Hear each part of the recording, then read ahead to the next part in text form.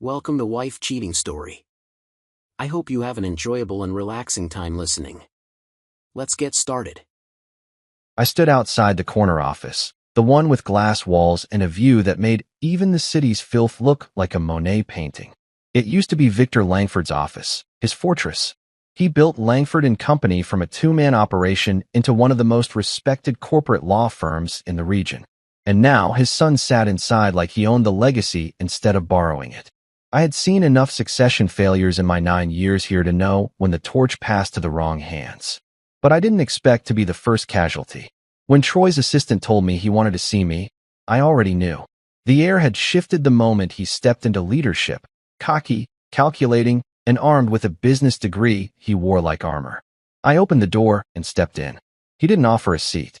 Didn't even pretend to find my presence worth more than a glance. Caleb.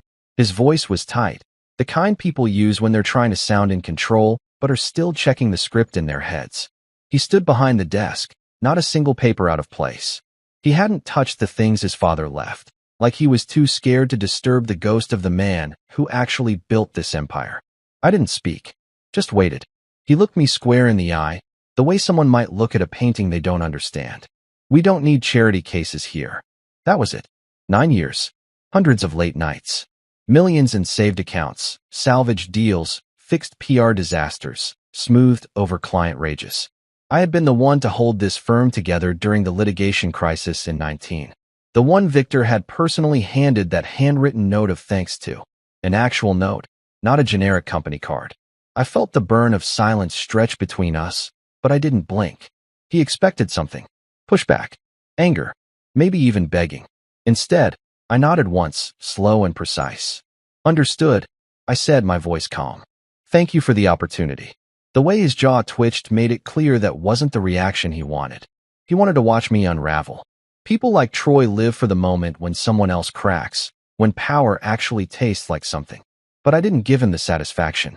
I turned, opened the door, and stepped out into the hallway. The faces that looked up at me, those were harder than I'd expected. Janet, who I'd mentored through her first crisis with a high-maintenance client. Ethan from compliance, who I helped keep out of hot water during a messy internal audit. Even Betrayal from marketing, whose copy I used to read over on lunch breaks. They all looked at me like something had just shifted and none of them knew why. Caleb, Janet asked softly as I passed. I didn't stop walking. All good. Just heading out. That was the only lie I told that day. Because I knew something they didn't. I didn't leave that office defeated. I left with a secret, one inked in black and buried in legalese that Troy clearly hadn't taken the time to read. A clause. Page 11, subsection C, of the amended executive agreement Victor himself had drafted and signed after the 2019 crisis. A clause that protected me from exactly this moment. A clause that gave me leverage, power, options. And if there's one thing men like Troy underestimate, it's the power of paperwork. I didn't head to the elevators right away. I went to my office first, my now former office. I closed the door gently behind me and stared at the framed photographs on the wall. One of Victor and me at a fundraising gala, another of the full board from 2 years ago. I took the frames down carefully, laying them flat in the box I always kept in the closet. Just in case. In this business, you learn not to trust permanence. I moved quickly, efficiently. No drama. No goodbye tour. By the time I reached the underground parking lot, my car was already warm. Thank you. Remote start, and the briefcase sat quietly in the passenger seat like it knew what was coming. I slid in, shut the door, and let the silence settle around me. Then I reached into the glove compartment and pulled out the folder I never deleted, never misplaced. 9 years had taught me that people forget, but documents don't. And the clause inside this folder was going to change everything. The leather seats creaked slightly as I settled in, my fingers brushing the worn edges of the folder that had lived untouched in my glove compartment for nearly 4 years. Outside, the city pulsed on, horns blaring, tires splashing through puddles from last night's rain. But inside my car, there was only stillness. The kind of stillness that always comes before something detonates. I opened the folder with care, the kind you'd give a long-lost letter or an old photograph. And there it was, Victor Langford's signature, sharp and precise, scrawled next to a clause most people would have skimmed right past. I didn't. Not back then. And certainly not now. Page 11, subsection C. buried beneath standard legal language like a trap waiting for someone careless. It outlined protections for an executive in the event of a termination without cause, a full year of salary, immediate equity vesting, consulting access, and, most deliciously, a $300,000 payout. A golden parachute dressed in gray font. And Victor had signed it himself after I'd helped them dodge a litigation bullet that could have collapsed the company overnight. I hadn't asked for it. He'd insisted. Someone like you, he'd said, should never have to worry about being blindsided by fools. I'd thanked him then, unsure I'd ever need it. But here I was. Troy had signed the termination slip like a man playing at power, too arrogant or too rushed to do the homework. He'd fired me without cause, probably thinking he was making a statement, maybe even thinking his father would admire him for taking charge. All he'd done was ignite the fuse on a bomb he didn't even know he was standing over. I took a slow, deep breath and pulled my phone from the center console. My thumb hovered over the contact list for half a second before scrolling to one name, Roland Miles. Roland wasn't just anyone. He was the CEO of Stonewell Group, Langford and Company's fiercest rival and most dangerous competitor. And unlike Troy, Roland respected the game. I knew that because 3 years ago, he tried to poach me. Twice. And both times, I declined out of loyalty to Victor. But Victor was no longer at the helm. I hit the call button. 1 ring. 2. Then his voice, smooth, deliberate, with that slight rasp that always made people lean in, answered. Caleb. He sounded curious, maybe even amused. To what do I owe the honor? I'm available, I said. A pause. Then, you sure? I glanced down at the clause again, my heart calm, steady. Very. You still know this business better than anyone, Roland said. Inside out. I do. And that was it. There was no begging, no lengthy negotiation. Roland knew exactly what I brought to the table. My reputation in this industry had been carved out through a decade of surviving chaos, closing impossible deals, and keeping clients loyal during storms that would have sunk other firms. He didn't need convincing. When we ended the call, I didn't sit in my car and reflect. I didn't rage. I didn't call anyone else. I just leaned back, hands folded in my lap, watching a couple walk by in the parking garage, their laughter echoing off the concrete walls like a reminder that life was still moving on. Mine, especially. I drove to my apartment, every turn in the road feeling like a door swinging open. I made no calls to former coworkers, no cryptic social media posts, no scorched earth monologues. That wasn't my style. I wasn't here for revenge. I was here for correction, for course adjustment, for the kind of calculated redirection that only a man with a clause like this and a plan like mine could pull off. At home, I opened a fresh legal pad and started outlining the assets I could bring to Stonewell. My knowledge of Langford's vendor contracts, my insight into their HR bottlenecks, their outdated cybersecurity protocols. I wasn't stealing trade secrets. I didn't need to.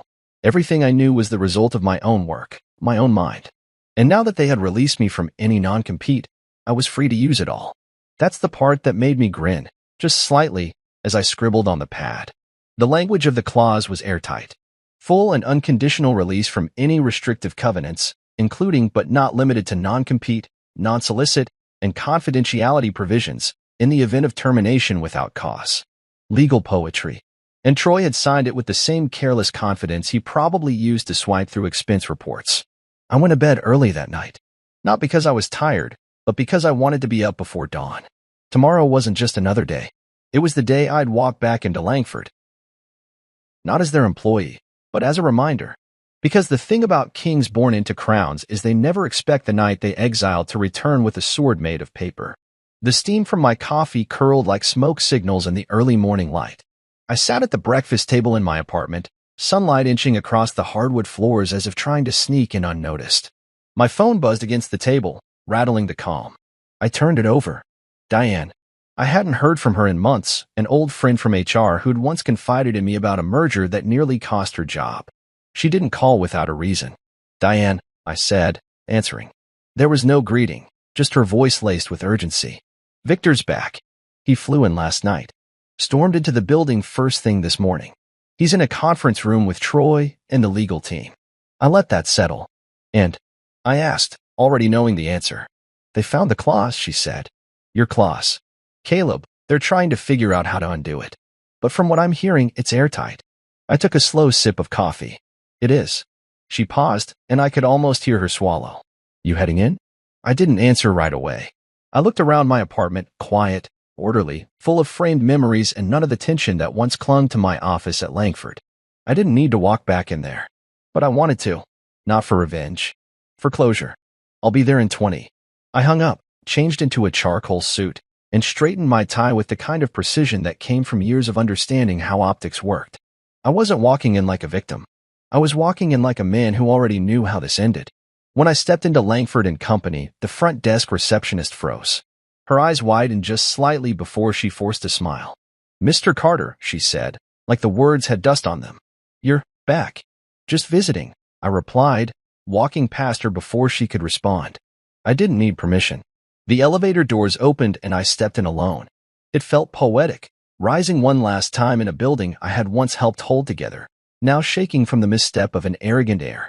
On the way up, I noticed how quiet the halls were. The usual morning buzz was muted. People whispered. Eyes trailed me like I was a ghost or a warning. I didn't knock when I reached the conference room. I just opened the door. Victor was seated at the head of the table, suit rumpled, sleeves rolled. His silver hair looked more like a crown than ever. The legal team flanked him, papers scattered like a courtroom in mid-collapse. Troy sat across, his posture rigid but his face pale. He looked like a boy who had finally realized the weight of the crown he stole. Victor looked up. Relief flashed across his face. Perfect timing, Caleb, he said, waving me in. Join us. Troy flinched at my name, his lips pressed tight. My contract was spread out across the polished oak table, marked up with red ink and highlighter. Someone had printed it in haste, probably overnight. I stepped in slowly, the silence stretching as I approached. I didn't sit. I wanted them all to feel the difference in presence.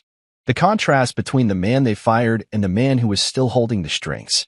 Victor nodded toward the document. They didn't know. I gathered, I said, eyes locking with Troy's. But I did. Troy finally spoke. This is absurd. No one gets the kind of severance, no matter what they've done. It's not standard. I tilted my head. No, it's not. It's earned. He shifted in his seat. I wasn't informed. Victor cut in. Because you didn't ask. You were too busy trying to assert dominance. I walked to the table and leaned slightly over the document. Every clause here is valid. Executed. Legal. I was terminated without cause. That activates the entire provision set: severance, immediate equity vesting, consulting access, and, yes, the non-compete release.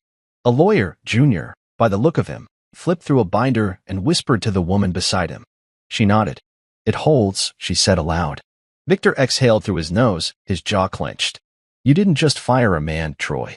You gave our biggest competitor access to someone who knows where every vulnerability in this firm lies. You handed them the map. I looked at Troy, not smugly, not cruelly, just level. You wanted to make a statement. Congratulations. You did. Troy opened his mouth, but no words came. Just a slow blink and the subtle tightening of his throat, like he'd swallowed something sharp. Victor turned to me. What do you want?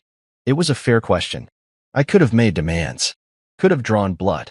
But instead, I said, nothing. I just wanted to see his face when it sank in. Then I turned to leave. Because some storms aren't loud. Some are quiet, slow-moving things that flood the foundation before anyone notices. And by the time they do, it's already too late. I didn't sit right away. Let them stew. The room had the eerie hush of a church after a confession, except this one reeked of panic and paperwork. Victor's expression was taut, drawn. Troy looked like he wanted to melt into his chair. And the legal team? They were shifting papers, flipping tabs, and avoiding eye contact like every glance might confirm they just botched the company's future. I finally pulled out the chair across from Troy, slow and measured. The scrape of the metal legs echoed like a gavel strike. Then I set my copy of the contract down, pristine, annotated, and dog-eared in all the right places. I flipped directly to the heart of the matter. Page 11, I said, tapping the top of the sheet. Subsection C. Victor gave a small nod, signaling the lawyers. They already had the clause pulled up, highlighted and circled like it had grown fangs overnight. I let the silence stretch a few more seconds, then read aloud. In the event of termination without cause, the executive shall be entitled to a full severance package equal to 12 months of base salary, accelerated vesting of all outstanding equity. immediate consulting access to firm assets for a transition period of up to 60 days, and full release from all restrictive covenants including non-compete, non-solicit, and confidentiality agreements. I looked up. Troy wouldn't meet my eyes. I want to be very clear, I said, voice low, steady. You didn't just fire me. You activated every safeguard this clause affords me. No one pushed you to make that decision. You acted unilaterally, without review or legal consultation, and in doing so, you made it binding. Troy's voice was barely a mutter. This can't be legal. Victor turned to him, so sharply it was like watching a whip snap. Did you even read his contract? He asked. Troy flinched. It was standard. It was not standard, I interrupted, my tone calm but sharp. Victor amended this agreement himself, after I prevented the Sullivan litigation from destroying the firm. He added the clause because I told him I wasn't going to stay unless I had security in place, security from exactly this kind of reckless leadership shift. Victor rubbed his temple with 2 fingers. I remember drafting it. I remember why. The lead attorney cleared his throat. We've reviewed it. It's ironclad. Mr. Carter is entitled to every provision listed. We don't have a leg to stand on if we contest it. Another one spoke. Even the non-compete release is valid. He could start at Stonewell tomorrow if he wanted. I didn't bother correcting him. I already had. Troy looked like he'd been physically deflated. His shoulders sagged beneath the weight of his mistake. You really think it's ethical to exploit this? I stared at him. Troy, this isn't exploitation. It's execution. You made a decision. Now you live with it. Victor leaned back, exhaling like a man trying to decide whether to shout or laugh. You didn't just fire a man, he said slowly. You gave our biggest rival a blueprint. Troy opened his mouth, closed it again. You called me a charity case, I said, watching him squirm. But what you really did was misjudge value. I wasn't here on goodwill. I was here because I earned my place. Because I held this place together when most would have jumped ship. I didn't threaten you. I didn't posture. I just came in every day and did the job better than you ever noticed. Victor stood. We'll draft the release and issue the payout.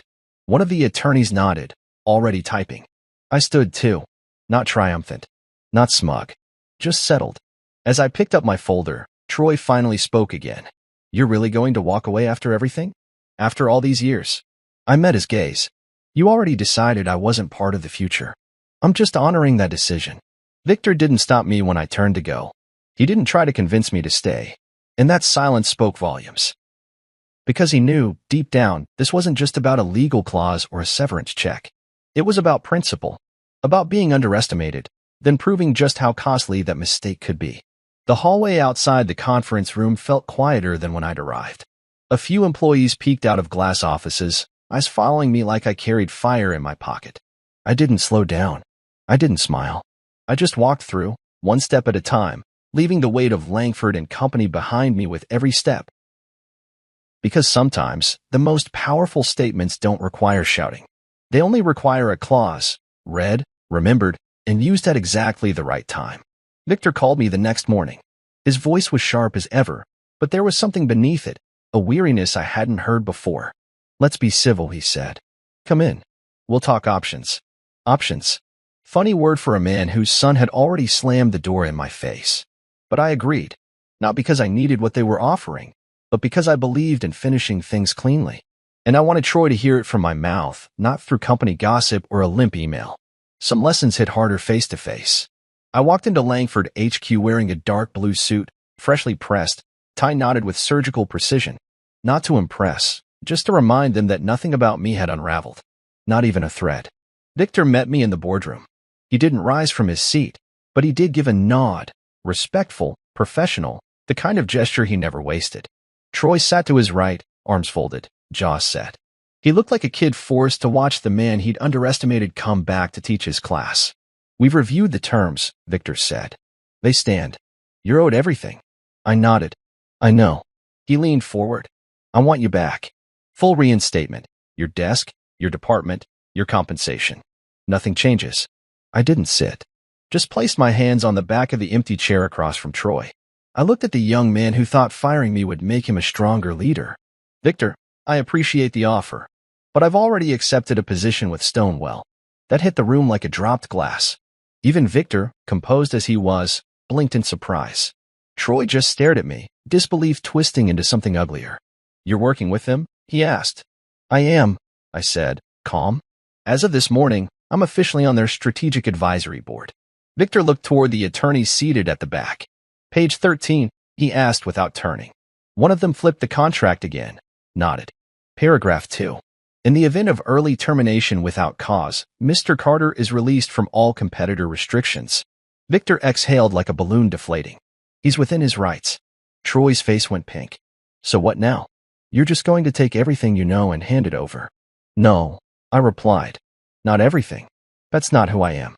Which is why I'm offering a consulting transition 30 days. Clean handoff, full transparency, continuity plans. You won't bleed accounts, your contracts won't implode, and your partners won't start asking questions you're not equipped to answer. But after that, we're done. Victor watched me for a long time. Then finally, slowly, he nodded. Send me the consulting agreement. I pulled a crisp folder from my briefcase and set it on the table. Already prepared. Clean language. Mutual protections. Ironclad NDAs. No backdoors. Troy didn't even look at it. You came prepared. I always do, I said, without an ounce of heat. He stood then, knocking his chair back slightly. You're enjoying this. No, I said, finally sitting. I'm not. But I do believe in accountability. You wanted to play king. That comes with consequences. He opened his mouth, probably to defend himself, probably to explain how he was just trying to prove something, but Victor raised a hand. The room stilled. This isn't about feelings, Troy. It's about facts. You dismissed a senior executive without cause, without reading his contract, without consulting legal. And now, the best you can do is accept the hand you're being offered. Troy sat back down. Quiet. But I could see it, the simmering realization that business wasn't built on ambition alone. It took vision, precision, and restraint. I'll send a digital copy, I told Victor. We can begin Monday. He gave a single nod, then extended a hand. I shook it. Brief. Firm. Mutual understanding layered beneath years of shared history. I didn't look at Troy when I left. Not because I wanted to ignore him, but because I didn't need to say anything else. The silence between us said everything. That night, I got an email from Roland. Heard you made the offer. Smart. That's why I brought you in. I typed back a single line. No hard feelings, just business. Because that's all it was now. I wasn't a man seeking revenge or vindication. I was a professional finishing a chapter with grace and starting a better one with intention. Victor insisted that Troy attend every single one of my transition meetings. No excuses, no substitutes, no last-minute cancellations. Consider it a crash course in leadership, he said. Voice clipped like it physically pained him to give the order. Troy didn't argue, not out loud. But I saw it in the twitch of his jaw, the way his fingers curled around the pin he didn't need to use. He thought it was punishment. What he didn't know, what he would come to learn, was that this was mercy. We started in the war room. Monday morning, 9 a.m. sharp. I walked in with a thick stack of reports under one arm, a coffee in the other, and not a single trace of animosity on my face. Just focus. Just business. Troy said already waiting, dressed in a tailored suit that didn't quite fit his posture. Confidence isn't stitched into the lapels, it's earned. He didn't have it yet. I placed the reports down between us. Today we'll cover supplier relations. You're about to lose Carter and Bailey if you don't act fast. Troy frowned. We just renewed with them. You did, I said. But you also missed the adjustment clause in their revised terms. They're invoking a 60-day notice clause buried in the renewal. If you don't renegotiate, they walk, and so does their $8.2 million contribution to quarterly projections. He blinked. I slid the document toward him. Page 3. Paragraph 6. He read, lips moving slightly, then looked up. I didn't even. Exactly. That was the tone of every session that followed. We met daily. Conference rooms, Zoom calls, shared drives. We covered vendor contracts, regional compliance nuances, media crisis playbooks, even staff morale triggers. Not hypotheticals, real fire lines. The kind you only learn after walking into battle without backup and figuring out how to come out the other side intact. I didn't raise my voice. I didn't show off. But I also didn't shield him from the realities he never saw from behind that desk. Day by day, I watched him unravel, not in breakdown, but in realization. Troy had inherited the title, not the knowledge. That difference hung in the air between us like a second oxygen, impossible to ignore. And every document I opened, every explanation I gave, reminded him of something he hadn't earned. Trust. Insight. Instinct. Midweek, we covered personnel dynamics. I walked him through a delicate employee situation that nearly cost us our entire marketing team last year. Troy listened quietly, then finally asked, "How did you even hear about all this before it got to HR?" I gave him a small smile. Because I listened when people weren't speaking. That silenced him more than any reprimand could have. One morning, I found him already in the room, studying files I hadn't handed out yet. He looked up, half surprised to see me early, too. "Couldn't sleep," he said, tapping the folder.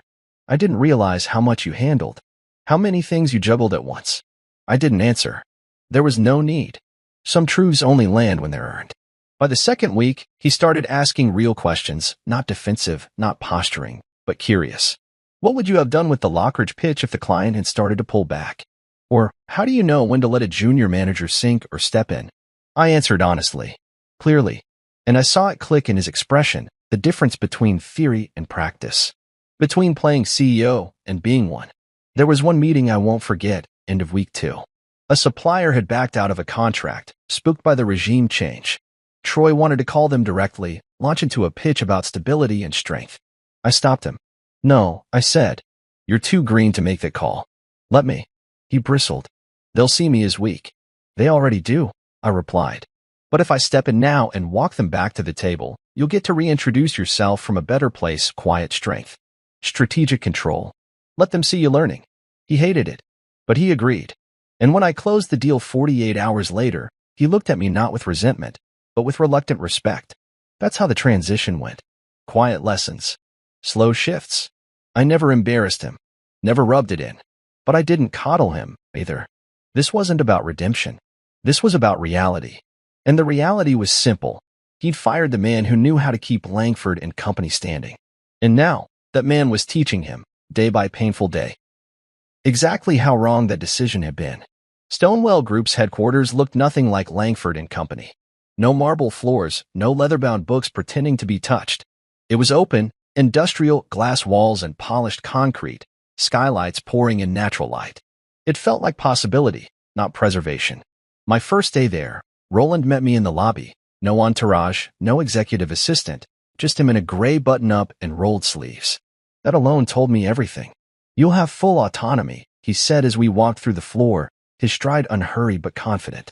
"I didn't bring you in to babysit accounts. I brought you in to build." That was the difference. At Langford, I'd been managing. Here, I was shaping. I settled into my office, a corner one, sure, but with a standing desk and a dry erase wall already filled with project flowcharts.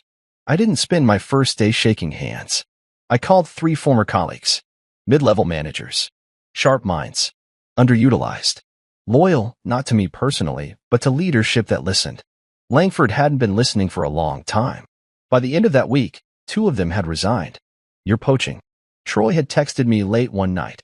I stared at the message for a minute, then replied, "I don't need to poach. I just answer the phone when people call." Because that's all it took. They called me.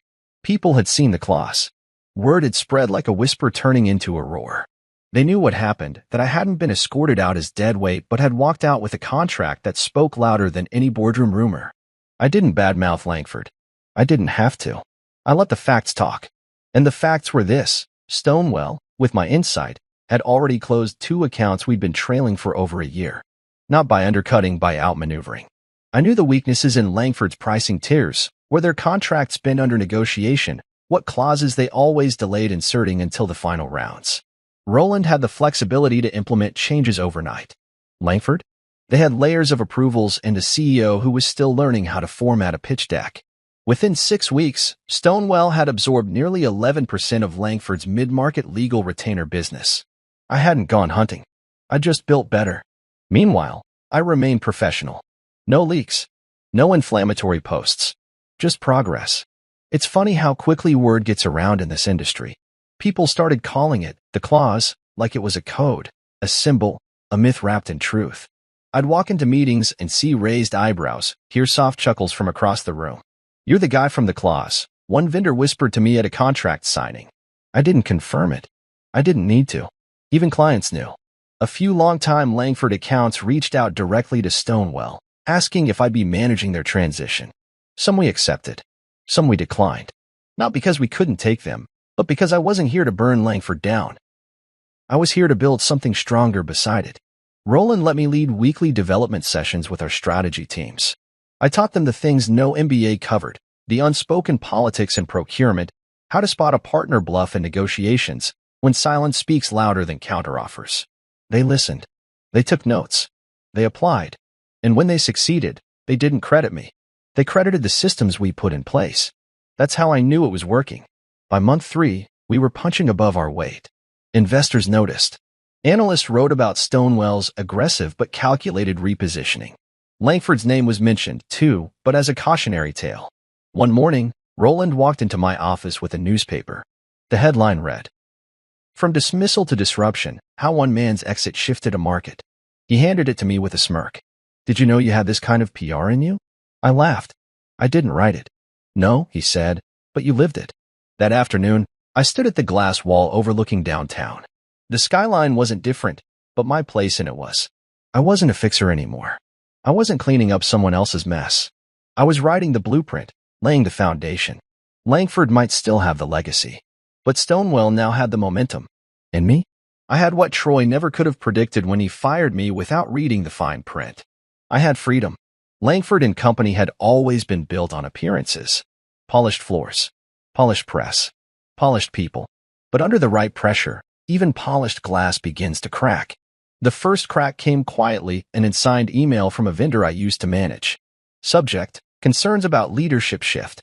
The message was vague, almost too polite. But between the lines, I could read it clearly. They were losing faith. When vendors start speaking in measured language, what they really mean is, we're watching you closely, and we're ready to walk. The second crack came a week later, during a transition call I was hosting with Troy, Victor, and the procurement division. It was our 16th session, and the tone had shifted. Troy wasn't arguing anymore. He wasn't posturing or cutting me off mid-sentence. He was quiet. We were reviewing vendor tiering strategies, something I'd revamped 4 years ago to improve cost efficiency across 6 departments. Troy leaned back in his chair, eyes on the spreadsheet I had projected. "I didn't realize," he muttered, "how much of this ran through you." I paused mid-sentence, surprised he said it out loud.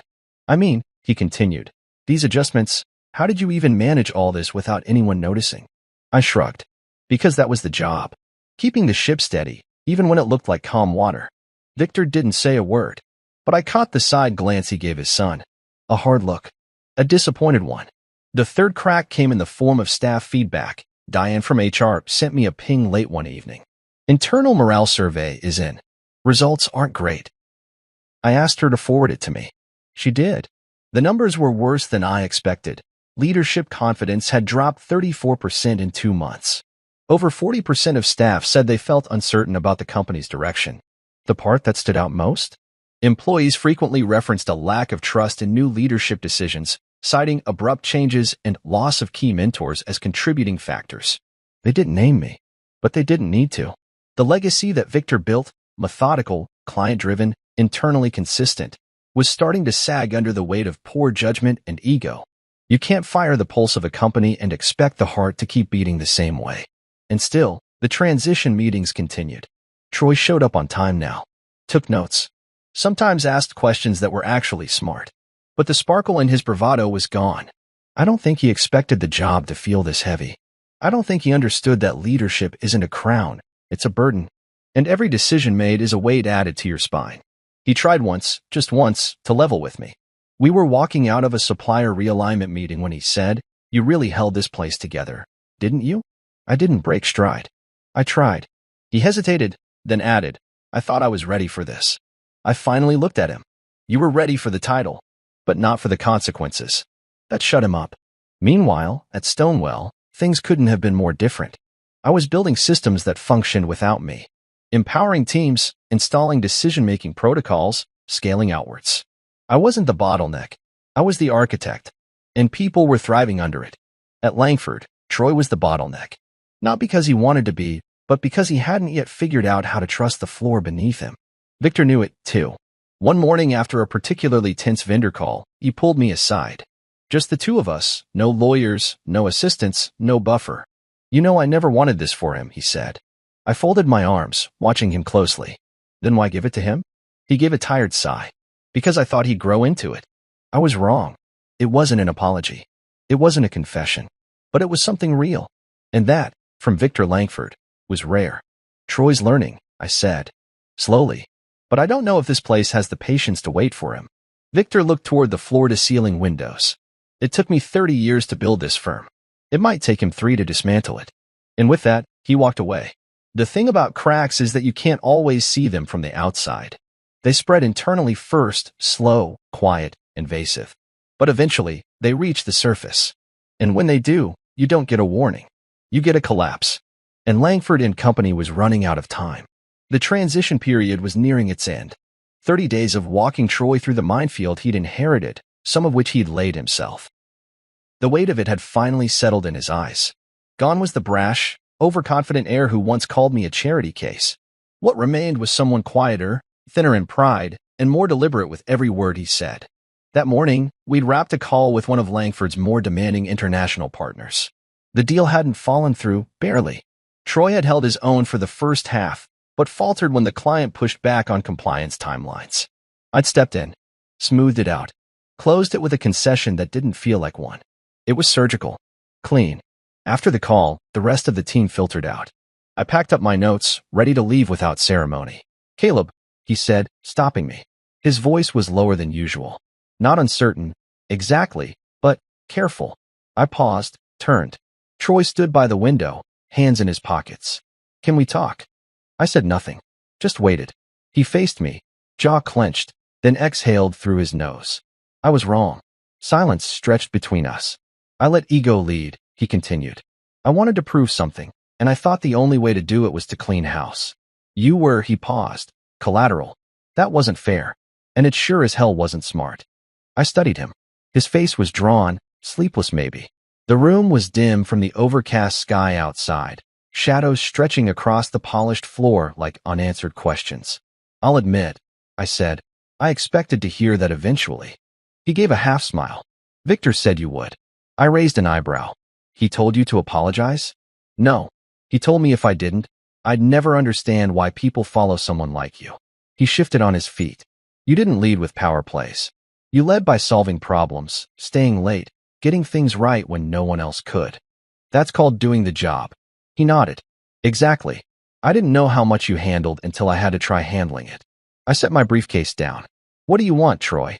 He hesitated, then gestured toward the table. "Sit with me. Just for a minute."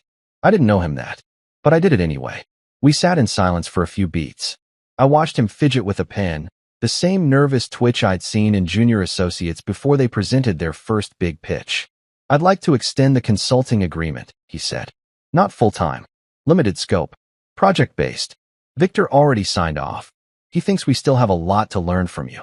I tilted my head slightly. "And you?" He didn't look away. "I think you built half of this place, and the rest of us just benefited from the foundation." I couldn't deny there was something satisfying about hearing him say it. Not because I needed the praise, but because truth always has weight, and it had finally settled on his shoulders. I picked up the pen he'd been twisting. Set it down between us. "You don't need me long-term, Troy. What you need is a plan you can stick to, people you can trust, and the humility to know when to ask the right questions. I can give you some of that, for a little longer." He looked almost relieved. "That would mean a lot. But I want this clear," I added. "This isn't me crawling back. This is me choosing to ensure the people I worked with for years don't suffer from the chaos left in your wake." He nodded, not defensive, just absorbing it. I leaned back. "You've started to shift, I'll give you that. You ask more than you assume now. You listen. That's leadership." "I had a terrible teacher," he said, a weak smile tugging at the corner of his mouth. "You had a blind spot. Same thing, different name." He didn't argue. I stood. "Send over the revised agreement. I'll review it tonight." Troy rose, offered his hand. "Thank you for not making this harder." I shook his hand, firm but brief. "I'm not here for revenge, Troy. I'm here for value. Mine." As I walked out of that boardroom, I didn't feel triumphant. I felt resolved. Because this wasn't about forcing him to admit his mistake. It was about watching him realize it on his own, and choosing whether to grow or shrink in the shadow of it. And maybe, just maybe, he decided to grow. On my final official day at Langford and Company, the office looked exactly the same. That was the strange thing.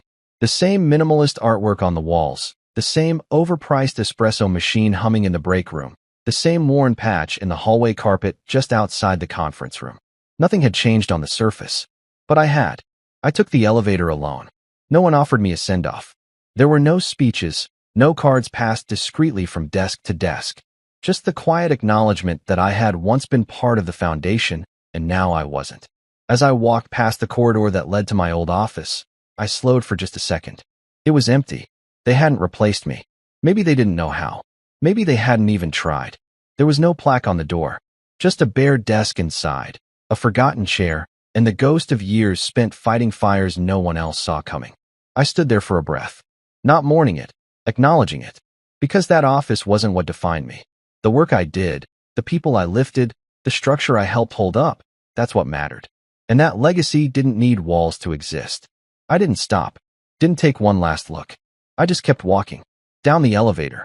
Through the lobby. Past the same security guard who had nodded at me every morning for nearly a decade. He nodded again, out of habit. This time, I didn't nod back. The doors opened. I stepped out into the crisp air. No briefcase, no binder, no weight. I got in my car and pulled away from the building I'd once thought I'd retire in. No regrets. No bitterness. Just clarity. The drive to Stonewall HQ felt different that day. Familiar streets, but a different destination. I didn't think about Langford's name fading in my rearview mirror. I thought about the future I was driving toward. When I pulled into the parking structure beneath Stonewall, a sense of peace settled over me. Not the fleeting kind, but the kind that feels earned. Deserved. Like the last period at the end of a long, run-on chapter. I took the stairs up. I liked the feel of the climb. There was something honest about it. Roland met me at the glass entrance, flanked by two team leads who'd helped restructure our client onboarding process. He shook my hand firmly, like we'd done this 100 times already. "Welcome to your future, Caleb," he said.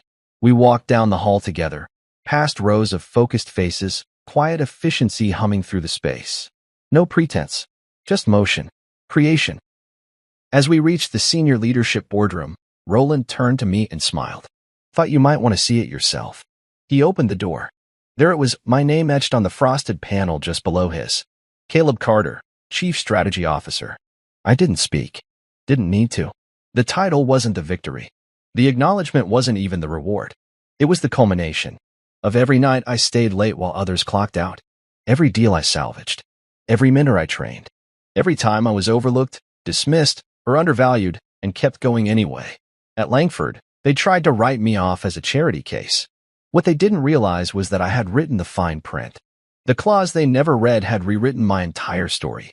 And this office, this title, this piece was the final paragraph.